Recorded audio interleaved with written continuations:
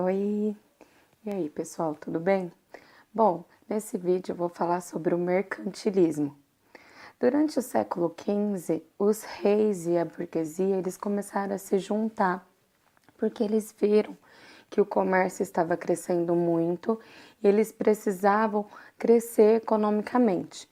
E só um estado forte era capaz de fazer isso, expandir o seu território e crescer, tá? E, consequentemente, o rei precisava do comércio para crescer sua economia e seu mercado, e a burguesia precisava do rei para conseguir expandir o seu mercado consumidor. Foi aí que surgiu o mercantilismo, que foi uma política econômica que visava esse crescimento, tá? Então eu vou falar os 4 aspectos principais do mercantilismo. Bom, primeiro era o metalismo. O que significa isso? Naquela época, o reino que tinha mais moeda, que era feita de prata e ouro, seria o reino mais rico, tá? Então, o governo, o Estado e o país e a burguesia se juntavam para conseguir mais moeda, ou seja, mais riqueza, tá? Segundo lugar, vem a balança comercial favorável, ou seja, eles procuravam exportar mais a sua mercadoria do que importar. Então, quanto mais exportasse, mais dinheiro eles iam ganhar. Eles queriam mais dinheiro entrando do que saindo, tá?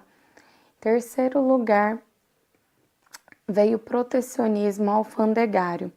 Desde aquela época, no século XV, o Estado começou a pensar em vários impostos que eles estavam criando para que as pessoas ela mais comprasse produtos nacionais do que internacionais, do que importado, tá?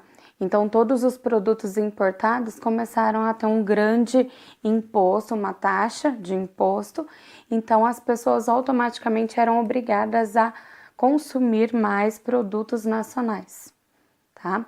E por último, vem a intervenção estatal, ou seja, a partir desse momento, o Estado fazia de tudo para ajudar na economia. Então, ele controlava os preços, a concorrência, os impostos, tudo a fim de ter esse crescimento na economia, tá?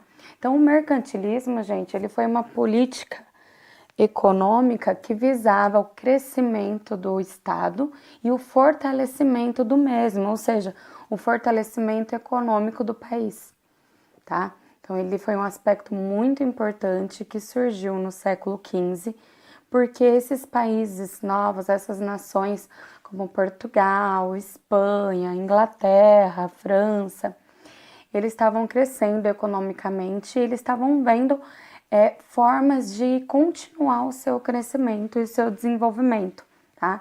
Foi aí que eles começaram a ter umas formas que eles podiam fazer para expandir seu território e conseguir ainda mais seu crescimento econômico, tá? Como que eles pensaram? Eles pensaram em fazer um pacto colonial, que eram leis, normas que visavam colocar em prática a sua expansão, ou seja, a sua dominação. Como eles estavam precisando de mercado consumidor, matéria-prima, riqueza, então eles começaram a ver formas de expandir seu território e dominar outros países, né? Que a gente sabe que foi o caso de Portugal e Brasil.